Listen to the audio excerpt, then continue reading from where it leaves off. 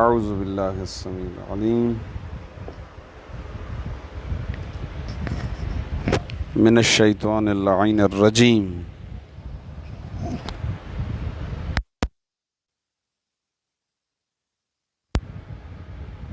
بسم اللہ الرحمن الرحیم الحمد للہ رب العالمین وصلی اللہ علی محمد وآلہ الطاہرین اللہم صلی علی محمد وآل محمد وعجل فرجہم۔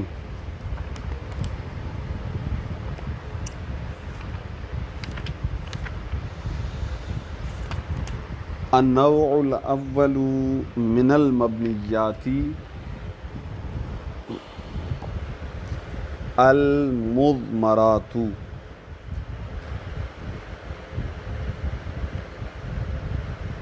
تعریف المضمر وهو اسم ما وضع ليدل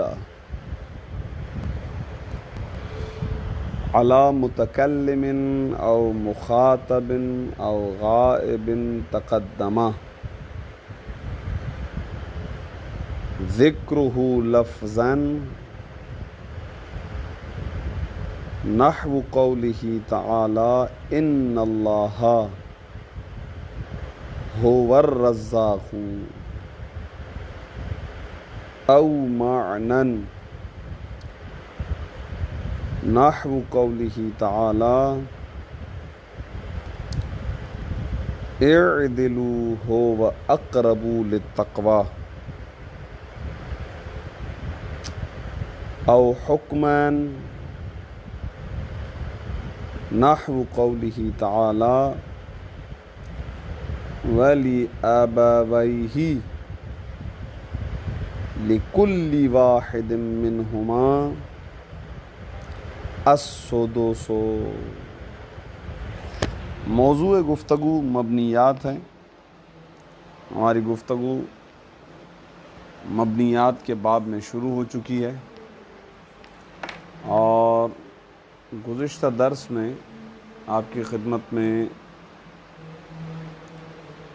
تعارف مبنیات بیان کیا گیا کہ تعریف کیا ہے مبنی کی، اور مبنی کیسے مبنی ہوتا ہے، کیوں مبنی ہوتا ہے، اور اس کے ساتھ ساتھ یہ کہ کون کون سی چیزیں مبنی بنتی ہیں، مبنی ہوتی ہیں، یعنی انواع مبنیہ کو ذکر کیا گیا۔ اس میں سے آج نوع اول، پہلی نوع مبنیات میں سے وہ ہے المضمرات، ضمیریں۔ بہرحال ضمیروں سے تعلق جو ہے وہ کسی نہ کسی جہت سے کتاب شرح امثلہ سے ہی شروع ہو جاتا ہے، لیکن مستقل طور پر ضمیر کے بارے میں گفتگو اب آ رہی ہے، اس لیے کیونکہ کتاب العوامل میں بھی گفتگو کا جو لحاظ ہے وہ عامل و معمول کے اعتبار سے ہے، اس لیے وہاں پر کسی طرح بھی ضمیر کی کوئی گفتگو نہیں آئی ہے، اب آ رہی ہے۔ تو سب سے پہلے مرحلے میں مصنف ضمیر کی تعریف کرتے ہیں۔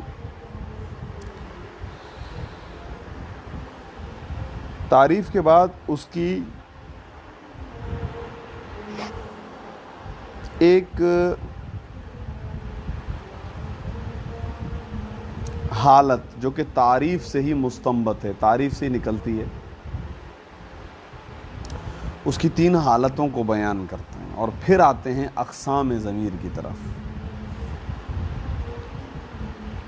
تعریف میں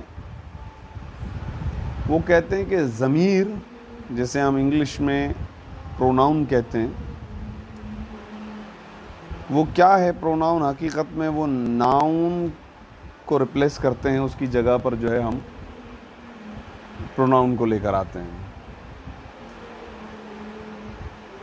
تو بس جس طریقے سے ہر زبان کے اندر ناؤن کی جگہ پر پروناؤنس ہیں، عربک کے اندر بھی اسم ظاہر کی جگہ پر استعمال کرتے ہیں ضمیر کو.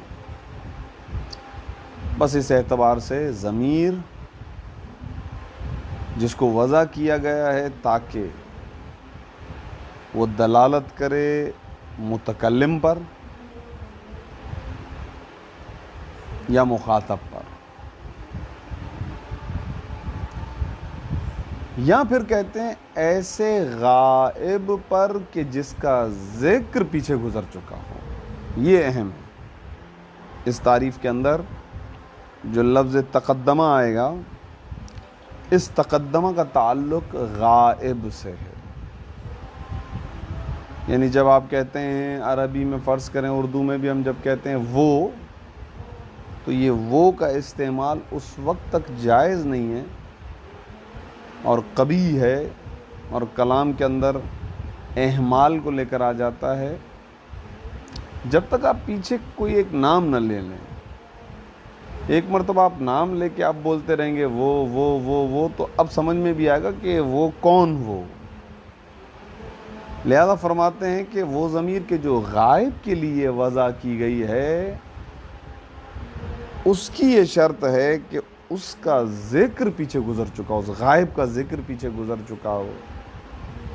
اب اس کی مختلف حالتیں ہیں کہ ہو سکتا ہے لفظاً اس کا ذکر پیچھے گزر چکا ہو سکتا ہے تقدیراً اس کا ذکر پیچھے گزر چکا ہو سکتا ہے معناً اس کا ذکر پیچھے گزر چکا ہو سکتا ہے حکماً اس کا ذکر پیچھے گزر چکا ہو. کسی بھی طرح سے اس کا ذکر پیچھے گزرا ہوا ہونا چاہیے. یہ ہو گئی ایک بات.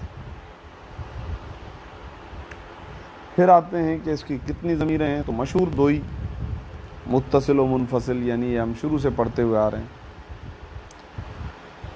اور پھر وہ جو متصل ہوتی ہے اس کی 3 حالتیں ہوتی ہیں اور جو منفصل ہوتی ہے اس کی 2 حالتیں ہوتی ہیں. اس طرح تقریباً یہ ضمیریں کوئی جا کے 70 بنتی ہیں. 70 قسم کی ضمیریں ہیں ٹوٹل. یعنی اقسام ضمیر میں آپ ایک کہہ سکتے ہیں کہ 5 قسمیں بنتی ہیں اور ان میں سے ہر 5 کے 14 الفاظ ہیں. تو 14 کو جب 5 سے ملٹیپلائی کریں گے تو جواب آئے گا 70. یہ ہو گئی ایک بات.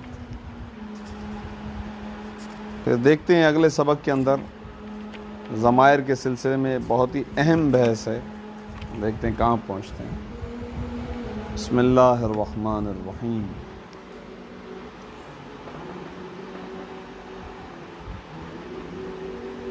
تعریف المضمری، مضمر کی تعریف. دیکھیں مضمر نکلا ہے، اضمار کا مطلب ہوتا ہے اضمار، لفظ اضمار، کیونکہ مضمر صیغہ اسم مفعول از باب افعال. تو اضمار کا مطلب ہوتا ہے کسی چیز کو چھپانا، کسی چیز کو پوشیدہ کرنا. بس وجہ تسمیہ واضح ہو گئی. نام اس کا مضمر اس لیے ہے کیونکہ یہ وہ چیز ہے جس کو چھپایا گیا ہے.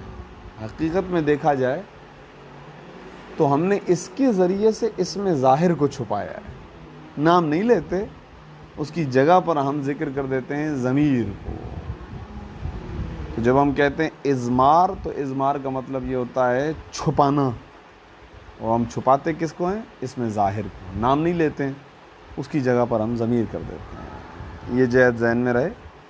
تو مضمرات یعنی جن کو پوشیدہ رکھا گیا ہے، جن کو چھپایا گیا ہے، وہ حقیقت میں اس میں ظاہر ہے. مضمر کی تعریف وَهُوَ اسم ما، یہ مضمر اس چیز کا نام ہے، وضع، کہ جس کو وضع کیا گیا ہے.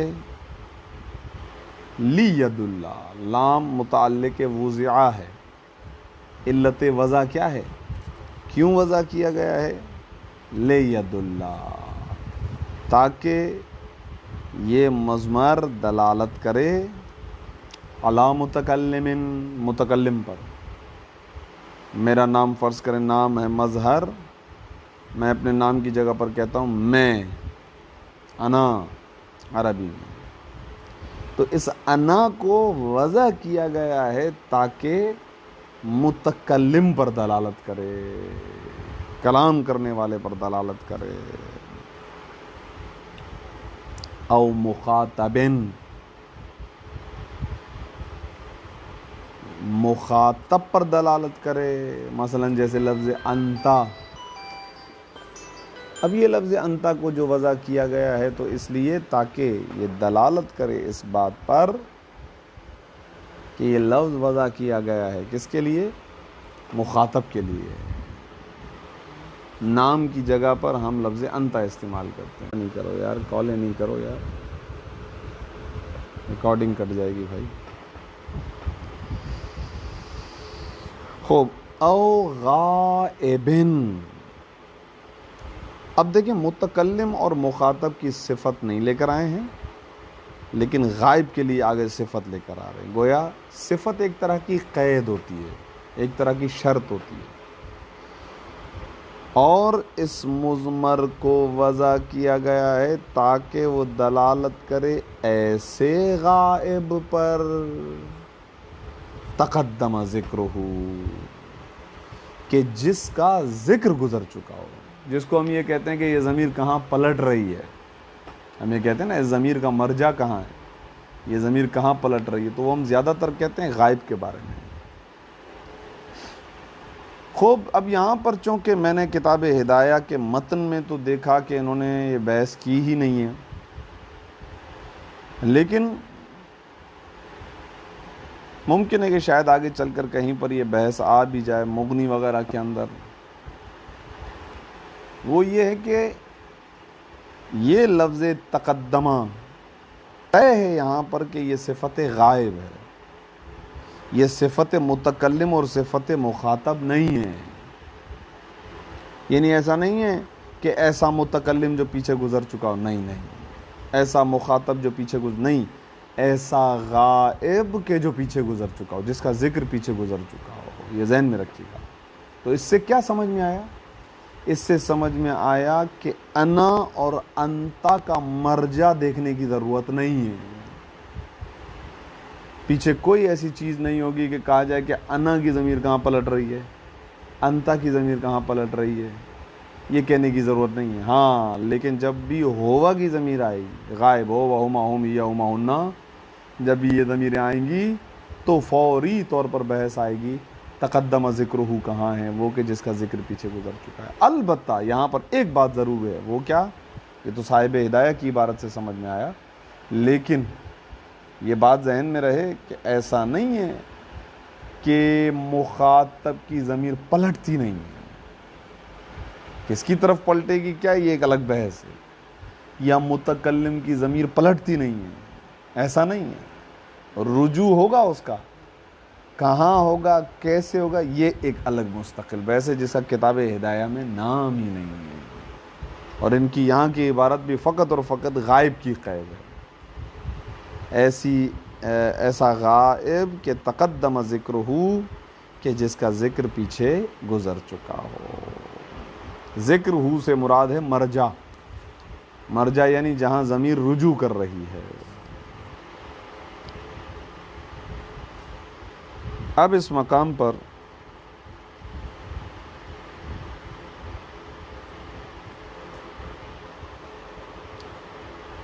یہ جو لفظ آ رہا ہے لفظاً، یہ لفظاً تمییز ہے، تمییز نسبتی ہے. تقدم ذکرہ اس جملے کی تمیز ہے. اس غائب کا ذکر جو گزر چکا ہوگا لفظی طور پر گزر چکا ہوگا. ٹھیک ہے. مثال کے طور پہ آئیے دیکھیں، نحو قولہ تعالی، جیسے اللہ تعالیٰ کا یہ ارشاد گرامی، ان اللہ هو الرزاق.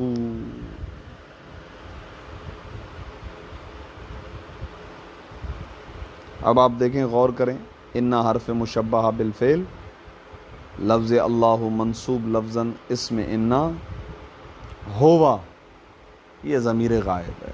یہ ضمیر اس کو وضع کیا گیا ہے تاکہ دلالت کرے غائب پر. البتہ ایسا غائب کہ جس کا ذکر پیچھے گزر چکا ہو. وہ کیا ہے؟ لفظ اللہ لفظوں میں موجود ہے، ایز اٹ از لفظ موجود ہے.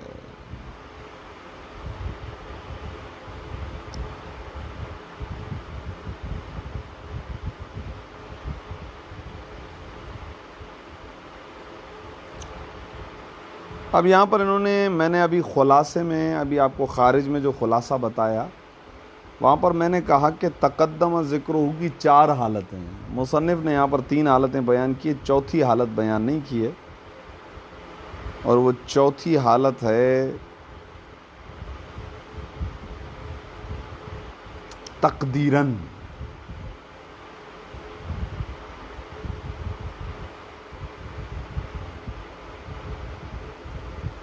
مثلا مثال لکھیں، ضرب غلامہ زیدن، ضرب غلامہ زیدن. اگر اس کی ترکیب کریں، ضرب فعل ہے، غلامہ مضاف مضاف الیہ مل کر ضرب کا مفعول بہ ہے، مقدم ہو گیا، اور زیدن ضرب کا فاعل ہے. اب اس کے اندر غلامہ کے اندر ضمیر ہے، یہ لفظاً تو پیچھے نہیں پلٹ سکتی اس لیے کہ پیچھے کچھ ہے ہی نہیں، تو یہاں پر ہم اس کو کہیں گے کہ تقدیراً پلٹ رہی ہے. کیوں تقدیراً پلٹ رہی ہے؟ کیونکہ یہاں ضربہ کا جو فاعل ہے اگرچہ لفظوں میں بعد میں، لیکن رتبے اور اسٹیٹس کے اعتبار سے اس کو پہلے ہونا چاہیے. تو ہم یہاں پر کہیں گے کہ کیونکہ یہاں پر فعل کا جو فاعل ہے یعنی زید اپنے مفعول بہ پر رتبے کے لحاظ سے مقدم ہے، تو ٹھیک ہے یہاں پر لفظاً مرجع پیچھے ذکر نہیں ہے، لیکن ہم کہیں گے تقدیراً موجود ہے پیچھے، کیونکہ اس زید کی جو اصل جگہ ہے وہ یہ ہے ضرب زید غلامہ. تو اگر آپ سے کوئی سوال کرے ضرب غلامہ زید میں یہ جو ضمیر پلٹ رہی ہے یہ کہاں پلٹ رہی ہے، ہم کہیں گے کہ جناب یہ تقدیراً پیچھے پلٹ رہی ہے. بھائی تقدیراً پلٹ رہی ہے. اچھا بھی تقدیراً کہاں پلٹ رہی ہے؟ کہیں گے کہ یہ زید کا رتبہ پیچھے ہے، حقیقت میں یہ زید پیچھے لفظوں میں آگے آ گیا ہے، لہذا ہم کہیں گے تقدیر. یہ والی بات یہاں پر کتاب میں مصنف نے بیان نہیں کی ہے.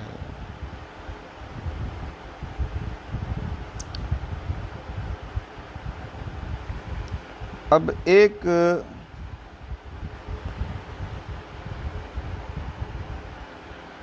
ترکیب ہے، اور وہ ترکیب ہے یہاں پر ہوور رزاقو کی. دیکھیں ابھی تک میں نے ترکیب نہیں کی، ان اللہ تک کی ترکیب کی ہے، ہوور رزاق کی میں نے ترکیب نہیں کی.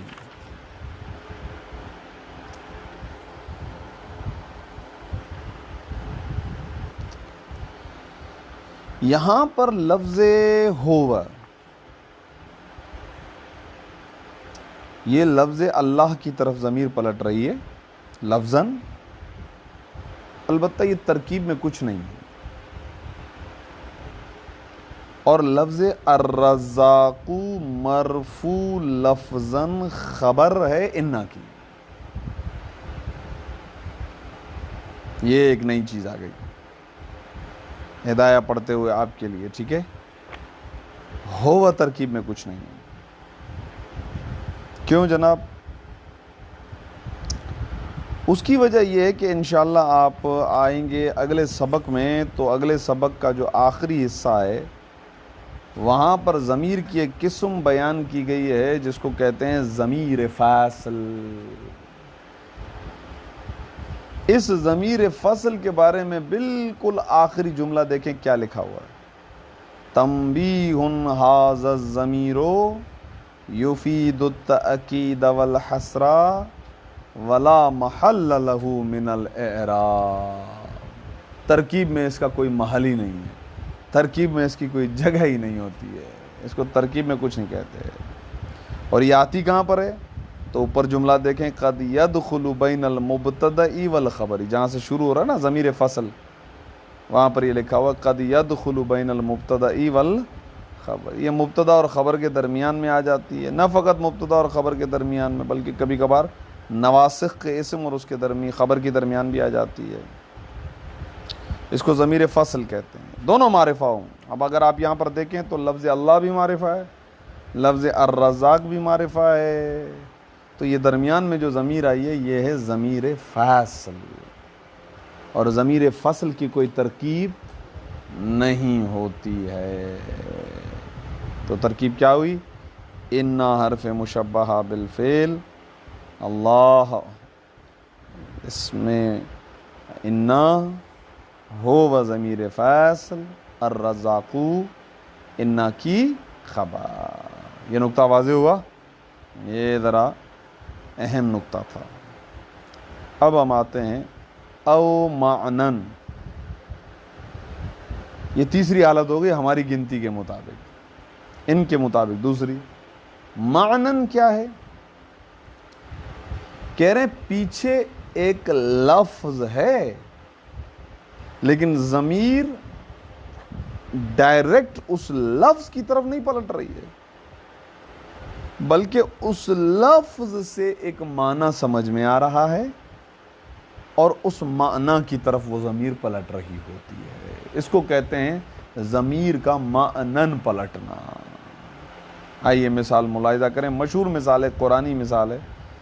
اعدلوا هو اقرب للتقوی. تم سب کے سب عدل کرو. ابھی اتفاق سے یہ جو ہماری کورٹس ہیں پاکستان کی، وہاں پر یہ آیت لکھی ہوتی ہے کہ عدل کرو. یہ تقوی کے قریب ہے. چونکہ تقوی ہے نہیں اسی لیے عدالت بھی نہیں ہے. صحیح ہے. اور خاص طور پر جو پاکستان کے اندر ریزولیشن آئی ہے، آئینی ترمیم جو کی گئی ہے 26ویں، اس کے بعد عدالتیں جو ہیں ان کی حیثیت سندھ پولیس اور پنجاب پولیس سے کچھ زیادہ نہیں رہی ہے. کوئی حیثیت نہیں ہے اب عدالتوں کی. اب سلسلہ یہ ہوگا کہ جو بھی سیاستدان گورنمنٹ میں ہوں گے وہ اپنی مرضی سے آ کر اپنے ججز کو بٹھا دیں گے. ختم ہو گئی بات. جج بھی ہمارا، فیصلہ بھی ہمارا. اب سپریم کورٹ کے اندر وہ جو پہلے قانون تھا کہ سینئرٹی کے اعتبار سے اور سینئرٹی کے اعتبار سے جج آ کر سپریم کورٹ میں چیف جسٹس بنتا تھا، وہ سلسلہ ختم ہو گیا. اب جو ہے وہ حکومت جو ہے اپنے اعتبار سے، السلام علیکم، بس میں جیسے پڑھا لیتا ہوں آپ کو بلا لیتا ہوں. صحیح ہو گئے فارغ؟ اچھا، ہم نے انتظار کیا پھر کلاس شروع کر دی.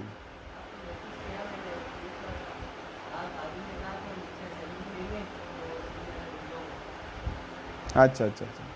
بس پھر ہم نے 25-30 منٹ تک انتظار کیا پھر بلا لیا تھا. میں نے کہا چلیں ٹائم ضائع نہیں کرتے. نہیں کوئی ایشو نہیں ہے، میں بلاتا ہوں آپ کو. تو اب جو ہے وہ جو بھی گورنمنٹ آئے گی وہ اپنے اعتبار سے جس کو جج لگانا چاہے لگا دے، یہ ہو جائے گا. تو پولیس بھی ہماری، کورٹ بھی اب ہمارا ہو گیا ہے. صحیح ہے. اب ہماری مرضی، ہم جو بھی کرتے رہیں، آپ ہم سے نہیں پوچھیں گے. تو یہ آیت لکھی ہوتی ہے کورٹس کے باہر. اعدلوا، تم سب کے سب عدل کرو. ہوا، اب یہ لفظ ہوا آ گیا. اب یہاں پر ایک مطلب کو توجہ سے سماعت فرمائیے گا، اور وہ یہ کہ یہیں پر اصول ثابت کر دیں گے اور واضح کر دیں گے کہ یہ ضمیر ہوا کبھی بھی فعل کی طرف نہیں پلٹے گی. فعل ہم یہ نہیں کہیں گے کہ یہ لفظ ہوا اعدلو کی طرف پلٹ رہا. نا، اعدلو ایک لفظ ہے، اس لفظ سے ایک معنی نکالیں گے اور وہ ہے عدل. یوں جملہ کہا جاتا ہے کہ اعدلو سے جو عدل سمجھ میں آ رہا ہے، یہ ضمیر ہوا اس عدل کی طرف پلٹ رہی ہے. تو ترجمہ بھی اسی طریقے سے کریں گے. عدل کرو، ہوا یہ عدل کرنا. اعدلو کا مصدر نکالیں گے، یہ عدل کرنا اقرب للتقوی، قریب ترین ہے تقوی سے.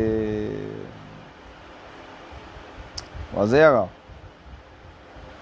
یہ ہو گئی دوسری حالت. تیسری حالت کتاب کے مطابق او حکمان. اب تو یہاں پیچھے کچھ بھی نہیں ہے, اب یہاں پر پیچھے کچھ بھی نہیں ہے. اس کی مثال ملاحظہ فرمائیں, نحو قولہ تعالی, جیسے کہ اللہ تعالیٰ کا یہ قول. مشہور آیت اگر اس کے نیچے لکھنا چاہیے تھی تو وہ لکھنی چاہیے تھی قل هو اللہ احد. مشہور آیت یہ ہے, یعنی اگر کوئی پوچھے کہ حکمن ضمیر پلٹانے کی مثال دیجئے, قل هو اللہ احد, کیونکہ یہ لفظ ہوا قل کے بعد جو آ رہا ہے, پیچھے لفظ قل ہے, یہ ہوا کی ضمیر نہ لفظاً پلٹ رہی ہے نہ مانن پلٹ رہی ہے. سوال بابا پھر کہہ رہے ہیں حکمن پلٹ رہی ہے. حکمن کیا مطلب؟ اس ضمیر اور اس جملے کے پیچھے ایک پس منظر ہے. اس پس منظر میں متکلم اور مخاطب کے ذہن میں ایک شخص ہے, یہ ضمیر اس کی طرف پلٹ رہی ہے جو کہ عبارت میں نہیں ہے. صحیح ہے, پھر تو مسئلہ بھی نہیں ہے. لہذا تقدم ذکرہ کی قید اپنی جگہ پر صحیح ہے. یوں نہیں کہیں گے کہ جناب آپ نے اوپر کہہ دیا تقدم ذکرہ اور پھر یہاں پر کہہ رہے ہیں پیچھے کچھ ہی نہیں ہوگا, یہ تو عجیب بات ہو جائے گی. تو کہہ رہے ہوتا ہے لیکن معہود ذہنی ہوتا ہے, ذہن کے اندر ہوتا ہے, متکلم اور مخاطب کو پتہ ہوتا ہے. جیسے قل هو اللہ احد, علامہ طالب جوہری صاحب کی اسپیچ بھی ہے اس پر. کو اے رسول کہہ دیجئے وہ اللہ ایک ہے. وہ کہاں ہے؟ ضمیر کہاں پلٹ رہی ہے بھائی؟ تو اگر اس فقط اس لفظ کو, اس عبارت کو دیکھیں گے تو اعتراض وارد ہے کہ بھئی یہ ضمیر غائب ہے اور پیچھے کہاں پلٹ رہی ہے؟ کہتے ہیں حکمن پلٹ رہی ہے. حکمن کہاں پلٹ رہی ہے؟ کہہ رہے ہیں حکمن یہ پلٹ رہی ہے کہ یہودی آئے رسول اللہ کی خدمت میں اور انہوں نے آ کر رسول اللہ سے کہا کہ ہم نے سنا ہے تم نے اپنے کسی خدا کا تعارف کروایا ہے, تو ایک تو یہ بتاؤ کہ وہ کتنے, ٹھیک, پھر یہ بھی بتاؤ کہ وہ جو ہے وہ کیا کام کاج کرتا ہے تمہارا خدا, اور یہ کہ اس کے بیٹے کا نام کیا ہے, وہ خود کس کا بیٹا ہے, بیویاں کتنی ہیں اس کی. جیسے خدائی تصور تھے اس زمانے میں. تو وہ خدا جس کا تم نے تعارف کروایا اس کا تعارف کرواؤ, کیا ہے وہ, کیا ہے, کیا ہے, کیا ہے. تو قل ہوا, ابھی آپ کہہ دیجئے وہ یعنی جس کا سوال یہ لے کر آئے ہیں وہ قل ہوا اللہ احد. خوب, اب آپ کی خدمت میں یہاں پر ایک ایکسٹرا مطلب جو کہ اگلے سبق میں آ رہا ہے بالتفصیل عبارت کے ساتھ, اس لیے فقط اس کو چھوڑتا ہوں. یہ جو حکمن ہے اس ضمیر کو یا کہتے ہیں ضمیر شان یا اس کو کہتے ہیں ضمیر قصہ. جیسے کہ اکثر عبارتوں کے اندر میں روک کے کہہ دیتا ہوں یہ ضمیر شان ہے, یعنی پیچھے اس کا کوئی مرجع نہیں ہے. خود اس کی شرط ہے, اس کی شرائط ہوتی ہیں کہ اس کے بعد ایک جملہ آ رہا ہوتا ہے جو جملہ اہمیت کا حامل ہوتا ہے, اور گویا یہ ضمیر اسی جملے کی طرف پلٹ رہی ہوتی ہے, اور وہ جملہ اس ضمیر کی تفسیر کرتا ہے. یہ ہے ڈیٹیل اس کے لیے. لہذا قل هو اللہ احد میں یہ ہوا کی ضمیر حکمن پلٹ رہی ہے, اس لیے کیونکہ اللہ احد اس کے بعد ایک جملہ آیا ہے جو اس ضمیر ہوا کی تشریح کر رہا ہے, تفسیر کر رہا ہے, گویا یہ ضمیر اسی کی طرف پلٹ رہی ہے. اللہ احد. اب یہاں پر مصنف نے جو مثال دی ہے اب ہم اس پہ بھی تطبیق کر لیتے ہیں. وَلِأَبَوَيْهِ لِكُلِّ وَاحِدٍ مِّنْهُمَا السُّدُسُ. دیکھیں یہاں پر ہماری شاہد مثال ہے لفظ ابویہ میں ہی کی ضمیر, اس کے ماں باپ کے لیے. ابوین کہتے ہیں ماں باپ کو, اضافے کی وجہ سے نون گر گئی. ابویہ اس کے ماں باپ کے لیے, لکل منہما ان میں سے ہر ایک کے لیے، ان میں سے ہر ایک کے لیے نہیں، ماں اور باپ، ان میں سے ہر ایک کے لیے السدس چھٹا حصہ ہے۔ سدس کہتے ہیں چھٹے حصے کو، خمس کہتے ہیں پانچویں حصے کو۔ بھئی یہ وَلِ أَبَوَيْهِ، یہ ہی کی ضمیر کہاں پلٹ رہی؟ اس کے، یار بات چل رہی ہے میراث کی، تو ظاہر ہے میت کی طرف ہی ضمیر پلٹے گی، اور کہاں پلٹے گی؟ میت کے ماں باپ میں سے ہر ایک کے لیے چھٹا حصہ ہے۔ لمحہ میں انشاءاللہ آپ پڑھیں گے کہ قرآن میں بمشکل 6 سے 7 آیتیں ہیں جو میراث کے بارے میں۔ میراث حج کے بعد نہایتی مشکل موضوع فقہ ہے، اور اس کے اندر اتنے سخت شرعی مسائل ہوتے ہیں کہ بسا اوقات بڑا وقت لگ جاتا ہے تقسیم کرنے میں، حساب کتاب بٹھانے میں، کہ باپ جو ہے وہ چھوڑ کر گیا ہے، اس کی ماں بھی ہے، اس کا باپ بھی ہے، اس کے جو ہے بیٹے بھی ہیں، اس کے یہ بھی ہیں، اس کے وہ بھی ہیں۔ یہاں فرض کریں ایک فقط ماں ہے تو اس کا کیا حصہ، فقط باپ ہے تو کیا حصہ، ایک بیٹی ہے تو کیا حصہ، 7 بیٹے ہیں تو کیا حصہ، بیٹا بیٹی۔ یہ ایک بہت ہی سخت جو ہے نا وہ فقہی مسائل سب سے زیادہ سخت ہیں، اور مکتب تشیع کے حق و صداقت پر ہونے کی ایک دلیل یہ ہے۔ مولانا اسحاق برادران اہل سنت کے عالم گزرے ہیں، دیکھا ہوگا آپ نے، بزرگ ایک یوٹیوب پر کافی آتے ہیں، سفید داڑھی اور پتلے سے یہ داڑھی ہوتی ہے ان کی، کافی اچھے خطاب ان کا بڑا پیارا ہوتا ہے۔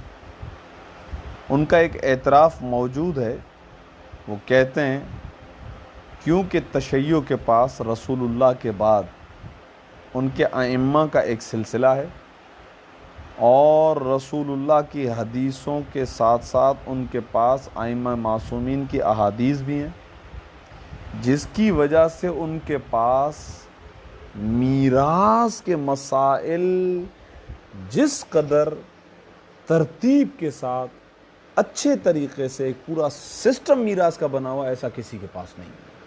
وہ مانتے ہیں کہ ہمارے پاس کوئی میراث کی تقسیم کا کوئی سیٹ اپ نہیں ہے، ہم تو ادھر کا جو ادھر، ادھر کا ادھر، تو ہم اسی لیے کہتے ہیں جو رسول کی بیٹی کی میں جو ہے نا وہ میراث کھا جائے پھر ان کا نصیب یہی بنتا ہے۔ صحیح ہے نا؟ تو یہ جملہ میرا ہے اسحاق بھائی کے لیے، حقیقت یہ ہے۔ بہرحال تو 6 سے 7 آیتوں میں فیصلہ مشکل ہے، لیکن ائمہ معصومین علیہ الصلوۃ والسلام کا کلام موجود ہے، اور ائمہ معصومین نے انہی 6 آیتوں سے استنباط کرتے ہوئے جو ہے وہ مسائل کو جو ہے حل کیا ہے۔ تو میراث ہمارے پاس بڑے اچھے طریقے سے۔ اب بھائی بات چل رہی ہے کہ ماں باپ میں سے ہر ایک کے لیے چھٹا حصہ، ظاہر ہے میراث کی بات چل رہی ہے تو یہ بات طے ہے کہ یہ حکماً ضمیر پلٹ رہی ہے میت کی طرف۔ تو آگے والا جو جملہ آئے گا وہ اس کی وضاحت بھی کر دیتا ہے، لِكُلِّ وَاحِدٍ مِّنْهُمُ السُّدُسُ، یہ چھٹا حصہ ملے گا ماں باپ میں سے ہر ایک کے لیے۔ تو یہ وضاحت بھی کر رہا ہے، تشریح بھی ہو رہی ہے، تفصیل بھی ہو رہی ہے۔ واضح ہو گیا؟ اب میں نے 2 لفظ استعمال کیے کہ یہ ضمیر شان اور ضمیر قصہ، تو ضمیر شان اور ضمیر قصہ کیا ہے وہ انشاءاللہ اگلے سبق میں آ جائے گا۔ اقسام المفرد، مفرد کی اقسام۔ اقسام المضمری، ضمیر کی اقسام۔ وَهُوَ، اور یہ ضمیر علی قسمین، 2 قسموں پر مشتمل ہوتی ہے۔ یہ تقسیم جو ہے نا از حیثیت ما قبل ہے۔ ما قبل سے مراد یہ ہے کہ اس ضمیر سے جو چیز پہلے آئی ہے اس کے اعتبار سے، اگر اس سے جڑ کر آئے تو متصل، جڑ کر نہ آئے تو منفصل۔ الاول متصل، پہلی قسم متصل ہے، متصل یعنی ملنے والی۔ وَهُوَ، یہ تعریف جو اب کر رہے ہیں یہ اصطلاحی تعریف ہے۔ وَهُوَ، یہ متصل ضمیر ما وہ ضمیر ہے لا یستعمل، کہ جسے استعمال نہیں کیا جاتا ہے وحدہ تنہا، یعنی آپ یوں کہہ سکتے ہیں کہ جس کا تلفظ تنہا اصطلاحاً صحیح نہ ہو، اسے کہتے ہیں ضمیر متصل۔ ویاتی علی ثلاثۃ اقسام، اور یہ ضمیر متصل آتی ہے 3 قسموں پر مشتمل ہو کر۔ یہ جو 3 قسمیں ہیں یہ اعراب کی انواع کے اعتبار سے ہے، اعراب کی انواع، یعنی از لحاظ انواع اعراب کی انواع کے لحاظ سے ضمیر متصل کی 3 قسمیں ہیں۔ الف مرفوع، یہ پہلی قسم ہے۔ خوب ضمیر متصل مرفوع پہلی قسم ہو گئی۔ اب کہہ رہے ہیں کہ اس کے الفاظ 14 ہیں، جیسے ضربت الی ضربنا، یا عجبی ترتیب انہوں نے بیان کیا، لیکن یہ بڑی سوچ سمجھ کے کی۔ انہوں نے یہ نہیں لکھا کہ ضربا الی ضربنا جیسے ہم گردان یاد کرتے ہیں، کہہ رہے ہیں نہیں، ضربت الی ضربنا، یعنی کیا مطلب؟ متکلم کی ضمیروں سے غائب کی ضمیروں تک۔ تو ضمیر کے اعتبار سے گردان یوں ہوگی، ضربت ضربنا یہ متکلم کی ہو گئی۔ اب مخاطب، ضربتا ضربتما ضربتم ضربتی ضربتما ضربتن، یہ ہو گئی مخاطب کی۔ اب غائب کی، ضرب ضربا ضربو ضربت ضربتا ضربنا، یوں ہے۔ کیوں؟ اس کی وجہ یہ کہ ضمیر میں بھی اعرف المعارف سب سے پہلے جو ترتیب آتی ہے وہ متکلم کی ضمیر کی آتی ہے۔ جیسے انگلش میں بھی ہم متکلم کو فرسٹ پرسن کہتے ہیں، مخاطب کو سیکنڈ پرسن، اور پھر کہتے ہیں تھرڈ پرسن۔ ہاں وہ شرح امثلہ میں گردانیں یاد کرتے وقت اتفاق سے ہمیں غائب سے شروع کرنا پڑتا ہے، لیکن حقیقت میں غائب جو ہے بھلے گردان میں پہلے آتا ہو، ہے تھرڈ پرسن، فرسٹ پرسن متکلم، سیکنڈ پرسن، پھر تھرڈ پرسن، اس طریقے سے۔ واضح ہو گیا؟ اسی لیے یہاں پر یہ جو لفظ ضربت الی ضربنا کہا ہے، یہ اس جہت سے کہا ہے کہ متکلم سے غائب تک۔ یہ ہو گئی پہلی قسم۔ اب اس کے اندر 14 الفاظ ہو گئے، ٹھیک ہے، ضربتوں سے ضربنا تک 14 الفاظ ہو گئے۔ با دوسری قسم اعراب کے لحاظ سے وہ ہے منصوبون، وہ منصوب ہے۔ یہ ذہن میں رکھیے گا، مفعول بے واقع ہوتی ہے، مفعول بے بنتی ہے۔ نحو ضربنی، یا جو آیا نا، یا یہ ہے ہماری شاہد مثال۔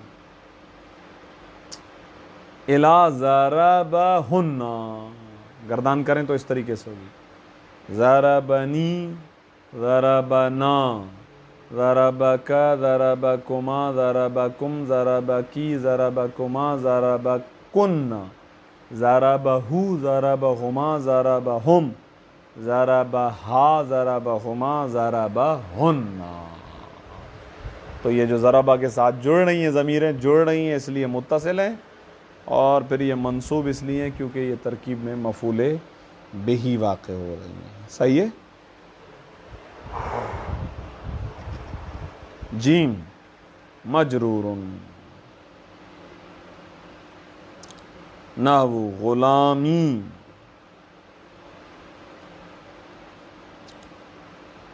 الا غلامہن۔ اس مثال میں ہماری شاہد مثال ہے لفظ یا۔ 2 مثالیں دی، آگے دیا ہے ولی الا لہن۔ کہہ رہے ہیں ضمیر متصل مجرور وہ ضمیر ہے کہ جو کسی اسم کے بعد آئے یا حرف جر کے بعد آئے۔ مجرور ہوگی نا، اسم کے بعد آئے گی تو مضاف الیہ ہونے کی وجہ سے مجرور ہوگی، حرف کے بعد ہوگی تو ظاہر ہے کہ لام جار رہا یا حرف جرا کے اس کو جر دے گا۔ تو لی لنا، لک لکما لکم، لکی لکما لکنہ، لہو لہما لہم، لہا لہما لہنہ۔ اسی طریقے سے غلامی غلامنا، غلامک غلامکما غلامکم غلامکی غلامکما غلامکنہ غلامہ غلامہما غلامہم غلامہا غلامہما غلامہن۔ واضح؟ تو 14 اور 14 ہو گیا 28، اس کے بعد 14 42، یہ 3 قسمیں ہو گئی متصل کی۔ الثانی دوسری قسم منفصل۔ منفصل کی تعریف کیا ہے؟ فرماتے وہو وما، یہ وہ ہے کہ یستعملو، جس کو استعمال کیا جاتا ہے وحدہ تنہا، یعنی جس کا تلفظ تنہا اصطلاحاً صحیح ہو۔ وَيَأْتِي عَلَى قسمین، یہ مشتمل بر 2 قسمیں، الف ایک مرفوع، وَهُوَ أَنَا إِلَٰهُنَّ، واضح، انا نحنو، پھر انت انتم انتم انتی انتم انتن وغوا، ٹھیک ہے۔ الثانی منصوبون، منصوب میں لفظ ایا کا اضافہ ہوتا ہے، ضمیر منفصل منصوب کے اندر لفظ ایا کا اضافہ ہوتا ہے۔ اب اس کے اندر بڑی بحث ہے، کتاب سیوطی کے اندر حاشیے میں مولانا جو ابو طالب ہیں انہوں نے تقریباً 7 نظریے بیان کیے ہیں کہ آیا لفظ ایا ضمیر ہے یا ضمیر ہے، دونوں مل کے ضمیر ہیں، کیا ہے؟ 7 نظریے علماء نحات کے درمیان اختلافاتی ہیں۔ بہرحال ابھی کتاب ہدایہ کے مطابق تو ایا پورا ضمیر ہے، ایا یا ایانا ایاک ایاکما ایاکم ایاک ایاکما ایاکن ایاہو ایاہما ایاہم ایاہا ایاہما ایاہن۔ تو 42 اور 14 یہ ہو گئے 56، پھر 56 اور 14 ہو گئے 70۔ فَذَلِكُونَ سَبْعٌ فَذَلِكَ سَبْعُونَ ضَمِيرًا۔ اب یہاں پر سوال، بھئی منفصل میں مجرور کیوں نہیں ہے؟ جواب واضح ہے، جب آپ منفصل کہہ رہے ہیں تو مجرور کیسے ہو سکتی ہے؟ اس لیے کہ مجرور تو وہ ہوتی ہے کہ جو یا مضاف الیہ بنے یا حرف جر داخل ہو تو پھر وہ تو متصل ہو جائے گی۔ یہ منفصل اس لیے، مجرور اس لیے نہیں ہے کیونکہ منفصل ہے۔ یہ جواب ہو گیا، واضح۔